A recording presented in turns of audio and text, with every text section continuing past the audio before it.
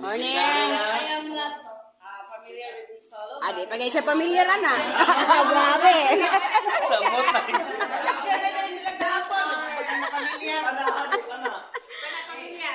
Specific class, we have the lesson planning. And number 2, in our lesson planning, we incorporate games like flashcards game, and Game na. okay. What we did in the classroom now, we'll let the children make 2 lines, and we'll have the flashcard. The teacher will have the flashcards and let the pupils read, and who can read well jump ahead.